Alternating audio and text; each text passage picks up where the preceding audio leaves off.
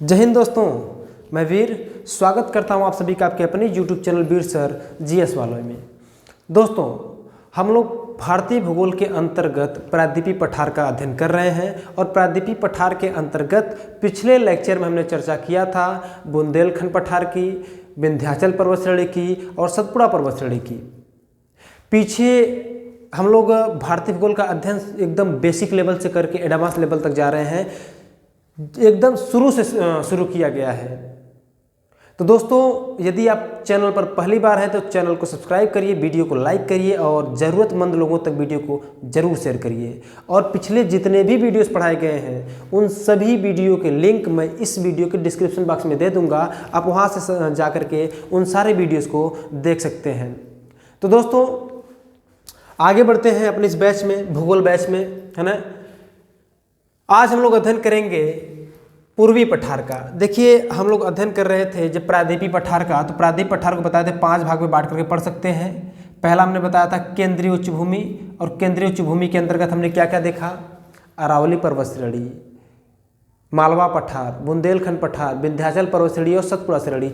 इन पांचों श्रेणियों को किसके अंतर्गत हमने देखा, इन 5 पठार क्षेत्र को केंद्रीय उच्च भूमि के अंतर्गत। दूसरा है पूर्वी पठार, क्या भाई, पूर्वी पठार। इस पूर्वी पठार के अंतर्गत हम लोग देखेंगे किसको भाई, छोटा नागपुर पठार, छत्तीसगढ़ पठार या महानदी बेसिन, तीसरा दंडकारण्य पठार। ठीक, आज हमको इसी का अध्ययन करना है। ठीक, तीसरा जो स्ट्रक्चर बांटे थे भाई, तीसरा क्या पढ़ेंगे हम, उत्तरी पूर्वी पठार के रूप में पढ़ेंगे। क्या, उत्तरी पूर्वी पठार। अब ये जो उत्तरी पूर्वी पठार है, यानी कि यहाँ पे जो मेघालय या शिलांग पठार है, जिसका वीडियो आएगा कल। ठीक है दोस्तों, इसका वीडियो आएगा कल। तो दोस्तों, कल हम लोग किसका अध्ययन करेंगे, उत्तरी पूर्वी पठार का। अभी आज किसका करने वाले हैं, पूर्वी पठार के अंतर्गत छोटा नागपुर पठार, छत्तीसगढ़ पठार या महानदी बेसिन और दंडकारण्य पठार। फिर चौथे नंबर पर हम लोग देखेंगे दक्कन पठार। क्या दोस्तों, दक्कन पठार। देखते नहीं, कल वाली वीडियो में उत्तरी पूर्वी यानी मेघालय पठार और दक्कन पठार को एक साथ ले लेंगे और लास्ट में पढ़ेंगे दक्षिण भारत का जो पर्वतीय क्षेत्र था। क्या भाई, दक्षिण भारत का पर्वतीय क्षेत्र। तो हमने प्रायद्वीपीय पठार को ये 5 भाग में बांट करके अध्ययन करने के लिए कहा है और उसी प्रकार से हम लोग चल रहे हैं। बांट करके पढ़ने का मतलब यह है दोस्तों कि आपको आसानी पूर्वक समझ में आएगा। ठीक है, तो चलिए आगे बढ़ते हैं। और हाँ, जो कल वाले वीडियो में, जो पिछला वीडियो गया है, उसमें जो मैंने प्रश्न पूछा था उसका आंसर दीजिए। आप लोग नहीं दिया गया इसको आंसर, है ना। ठीक है, मैं सारे कमेंट्स पढ़ता हूँ, आप सभी के सारे कमेंट्स पढ़ता हूँ, सारे कमेंट का रिप्लाई भी करता हूँ, लाइक भी करता हूँ। तो दोस्तों, आपका जो विचार रहा करे वीडियो पर, वीडियो कैसा लगा उसका फीडबैक जरूर दिया करिए आप लोग। ठीक है, चलिए आइए आगे बढ़ते हैं।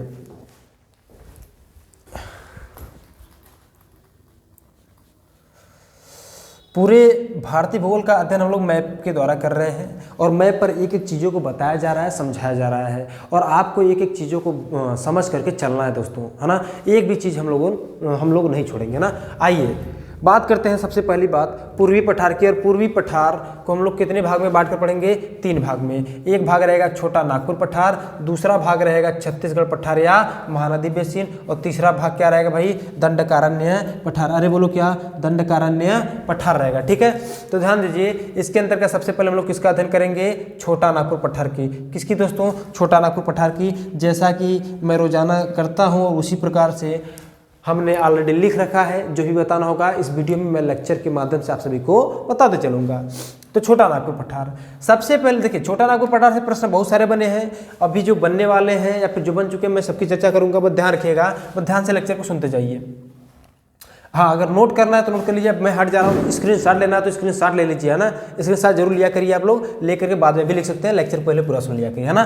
विस्तार, अगर पूछा जाए कि छोटा नागपुर पठार का विस्तार किन राज्यों में भैया, तो छोटा नागपुर पठार का विस्तार जो है झारखंड राज्य और पश्चिम बंगाल राज्यों में है। किन किन राज्यों में, झारखंड और पश्चिम बंगाल में। आप यहाँ मैप पर आइए। ठीक, मैंने मैप में राज्यों को भी इंडिकेट किया है जहाँ पर मुझे जरूरत थी। ठीक, यहाँ पे पूरा उत्तर प्रदेश है, उसके बाद बिहार है। बिहार के जस्ट नीचे क्या है भाई, अरे बोलो दोस्तों, ये है झारखंड। ठीक, मेरी आदत हो गई अरे बोलो कहने का, क्लास में ऑफलाइन क्लास में वही निकल जाती है, खैर कोई बात नहीं। ठीक। बिहार के नीचे झारखंड और इधर ये पूरा क्या भाई पश्चिम बंगाल है, ये है उड़ीसा, ये है छत्तीसगढ़, नीचे है आंध्र प्रदेश। तो दोस्तों अभी हम बात करें छोटा नागपुर पठार की, तो छोटा नागपुर पठार का विस्तार झारखंड राज्य और पश्चिम बंगाल राज्य में विस्तृत है। कितने राज्यों में? 2 राज्यों में, झारखंड और पश्चिम बंगाल, ये 2 राज्यों में विस्तृत है। क्या भाई? छोटा नागपुर पठार। बहुत सारे लोग नहीं बताते, आज मैंने आपको इंडिकेट करके दिया है। टोटल का टोटल कहाँ भाई? मैप पर मैपिंग ज्योग्राफी चल रहा है दोस्तों, तो मैपिंग ज्योग्राफी आप लोग भी करते रहिएगा। आप लोग भी कोशिश करिएगा, मैप निकलवा लीजिए इंडिया का। एक साइड आप मैप पर जो स्ट्रक्चर में बनवाया कर उसको बना लिया करिए, और दूसरी तरफ उसका जो खाली वाला पेज होता है लिख लिया करिए। आपका मैपिंग ज्योग्राफी का नोट्स ऐसे पूरा मैप टू मैप तैयार हो जाएगा। ठीक है, तो छोटा नागपुर पठार का विस्तार झारखंड और पश्चिम बंगाल में।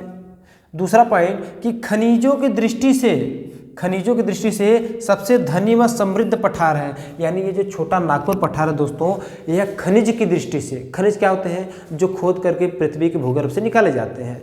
क्लियर? अब पृथ्वी के भूगर्भ से कई सारी चीज़ें निकाली जाती हैं। धात्विक खनिज भी निकाला जाता है, अधात्विक खनिज भी निकाला जाता है, ईंधन खनिज भी निकाला जाता है। यानी जो खनिज होते हैं, खनिज को हम 3 भाग में डिवाइड कर पढ़ते हैं, ईंधन खनिज, धात्विक खनिज, अधात्विक खनिज। ठीक है, तो भाई जो खनिज होता है पृथ्वी के भूगर्भ से निकाला जाता है, नहीं खोद करके निकाला जाता है। ये जो छोटा नागपुर पठार वाला क्षेत्र है ना दोस्तों, यहाँ से सर्वाधिक मात्रा में खनिज की जाती है ना। यानी कि यहाँ पे सर्वाधिक मात्रा में खनिज पाए जाते हैं, इसीलिए कहा जा रहा है कि खनिजों की दृष्टि से सबसे धनी और सबसे समृद्ध पठार कौन है भाई?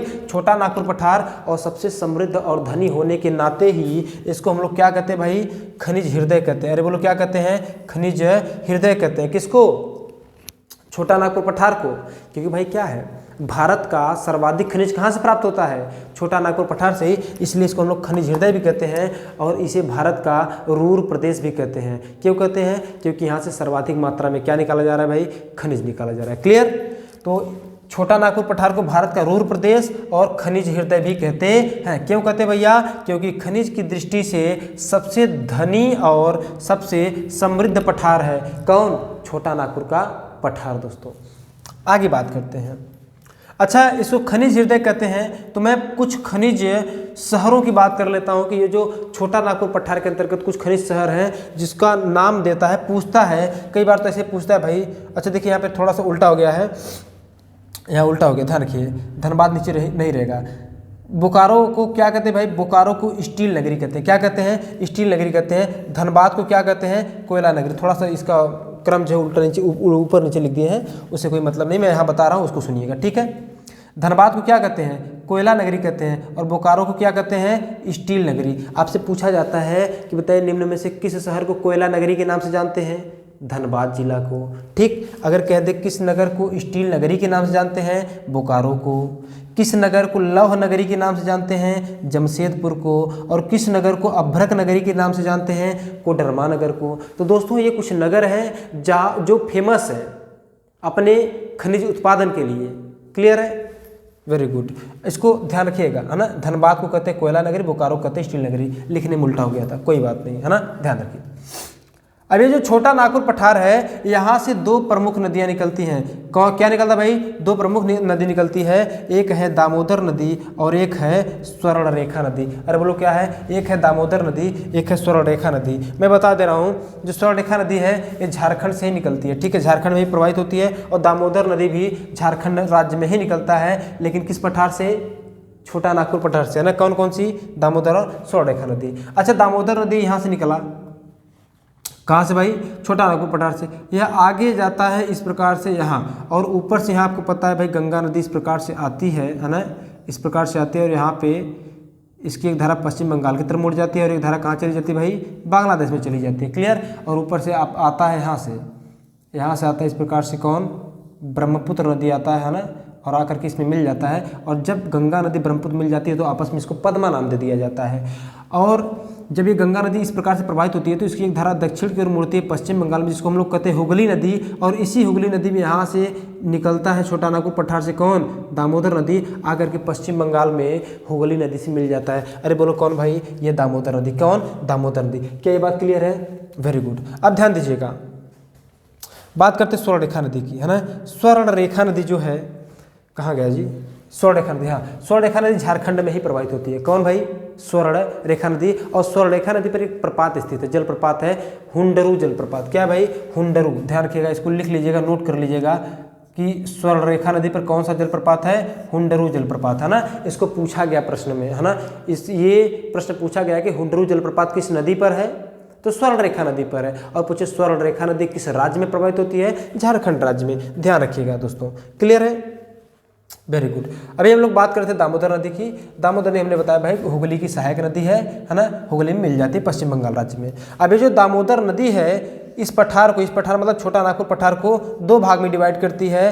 पहला भाग हो जाता है कोडरमा पठार और हजारीबाग पठार, और दूसरा हो जाता है रांची पठार। वैसे दोस्तों ध्यान रखिएगा, ये जो छोटा नागपुर पठार है ना, जो छोटा नागपुर पठार है, छोटा नागपुर पठार में कई सारे पठार शामिल हैं, कई सारे, ठीक। लेकिन यहाँ पर मैंने जो मुख्य है, जो आपसे पूछता है, उसको मैंने करवा दिया है। जैसे ये आपका क्या प्रवाहित हो रहा है भाई? ये क्या प्रवाहित हो रहा है? ये है दामोदर नदी। तो इसका उत्तरी हिस्से को क्या कहते हैं हम लोग? कोडरमा पठार और हजारीबाग पठार। इसके उत्तरी हिस्से में क्या है भाई? जैसे मान लेते हैं पूरा जो ऐसे बना लेते हैं ना, ताकि आपको समझ में आए। दूसरा कलर ले ले, यहाँ देखिए मैं ब्लैक कर दे रहा हूँ यहाँ पे, अभी आप लोग समझ में आ रहा होगा, ठीक। ये दामोदर नदी है। दामोदर नदी के उत्तर में क्या है? हजारीबाग पठार है और कोडरमा पठार है। जबकि दक्षिण में क्या भाई? रांची का पठार है। अरे बोलो क्या? रांची का पठार है। क्लियर है बात? ये बात क्लियर है? अगर आपसे पूछे कौन सी नदी छोटा नागपुर पठार को दो भाग में डिवाइड करती है, तो दामोदर नदी। अरे बोलो कौन सा? दामोदर नदी है। क्लियर है? Very good. अब ध्यान रखिएगा, ये तो हो गया आपका छोटा नागपुर पठार। और छोटा नागपुर पठार से इतने ही प्रश्न आपके बनते हैं दोस्तों। आप किताब उठाइएगा, आपको मिल जाएगा कितना कितना प्रश्न बना है, कितना नहीं बना है। क्लियर दोस्तों? Very good. ये हो गया छोटा नागपुर पठार। अब हम लोग बात करते हैं छत्तीसगढ़ पठार या महानदी बेसिन की, है ना। यहाँ पर हमने नोट डाउन कर लिया है, छत्तीसगढ़ पठार या महानदी बेसिन। तो सबसे पहले जो छत्तीसगढ़ का पठार या महानदी बेसिन है, इसको हम लोग क्या कहते हैं? छत्तीसगढ़ का मैदान भी कहते हैं। क्या कहते हैं दोस्तों? छत्तीसगढ़ का मैदान कहते हैं। अच्छा, छत्तीसगढ़ का मैदान क्यों कहते हैं? अब ध्यान रखिएगा, ये छत्तीसगढ़ से ही क्या निकलता है भाई? महानदी निकलती है। अरे बोलो क्या? महानदी निकलता है। आपने तो महानदी का नाम सुना ही होगा, है ना। जिस पर इसी महानदी पर एक बांध परियोजना बनाया गया, हीराकुंड बांध परियोजना, है ना। हीराकुंड बांध परियोजना के बारे में अन्य जानकारी जो भी हो, मुझे कमेंट बॉक्स में लिख के बताइए कि किस राज्य में है। हालांकि निकल तो कहाँ से है? ये छत्तीसगढ़ से निकलती है और उड़ीसा राज्य में प्रवाहित होते हुए आकर के बंगाल खाड़ी में अपना मुहाना बना लेती है महानदी। लेकिन महानदी पर हीराकुंड बांध परियोजना है, और हीराकुंड बांध परियोजना किस राज्य में है? छत्तीसगढ़ या उड़ीसा में? कमेंट बॉक्स में आप जरूर बताएं, ठीक। आगे बात करते हैं। अच्छा, यह जो बेसिन है किससे तैयार हुआ है? यह बेसिन महानदी तथा इसकी सहायक नदियों के द्वारा तैयार किया गया है। शिवनाथ, इसकी सहायक नदियाँ क्या क्या है? शिवनाथ नदी, हसदो नदी, मांड नदी, ये सभी किसकी सहायक नदियाँ हैं? छत्तीसगढ़ की, महानदी की है ना। महानदी कहाँ से निकलती है? किस राज्य से? छत्तीसगढ़ से। आप कहेंगे बेसिन क्या होता है? जरा आज बेसिन समझ लेते हैं ना। नदी घाटी क्षेत्र आप लोग जानते हैं, लेकिन नदी बेसिन क्षेत्र क्या होता है उसको समझते हैं। ध्यान रखिए, देखिए जैसे मान लेते हैं गंगा नदी निकली है, ठीक, या महानदी को मान लो। इसमें जैसे मान लेते हैं गंगा नदी है ना, गंगा नदी, ऊपर से ढेर सारी नदियाँ, महानंदा है ना, उसके बाद पीलीभीत से कौन सा नदी निकलता है जी? उत्तर प्रदेश का एकमात्र वो है, पीलीभीत से फुलहर झील से कौन सा? गोमती, है ना। रामगंगा, गोमती, घाघरा, गंडक, कोसी, महानंदा, और नीचे से क्या क्या मिलता है भाई? यमुना, है ना। इसी में चंबल, बेतवा, केन, काली सिंध, है ना, सोन और टोंस, ये सारी नदियाँ मिल रही हैं किसमें? गंगा नदी में। अब हम समझने जा रहे हैं बेसिन क्षेत्र क्या होता है। अब गंगा नदी, अगर केवल एक नदी लेंगे, ठीक, एक नदी लेंगे तो केवल नदी होगा, ठीक।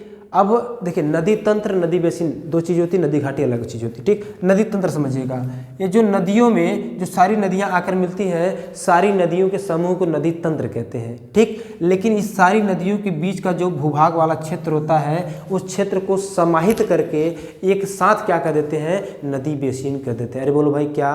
नदी बेसिन कह देते हैं। क्या आपको समझ में आया?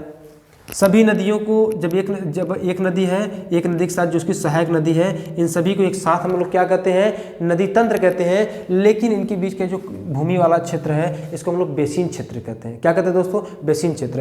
अब अगर हम कहें कि भाई ये किसका बेसिन क्षेत्र पूरा, तो आप कहेंगे गंगा का, क्योंकि हमने गंगा नदी तंत्र का गंगा नदी तंत्र बनाया था। अब गंगा नदी तंत्र के अंतर्गत ये पूरी जितने भी भूभाग आएंगी है ना, जितना पूरा क्षेत्र आएगा वो गंगा नदी बेसिन कहलाएगा। क्या कहलाएगा, गंगा नदी बेसिन। तो ठीक इसी प्रकार से महानदी है, महानदी में जो सहायक नदियाँ इसकी मिल रही हैं, इसके आसपास वाला पूरा क्षेत्र, महानदी का पूरा क्षेत्र क्या कहलाता है, महानदी बेसिन कहलाता है।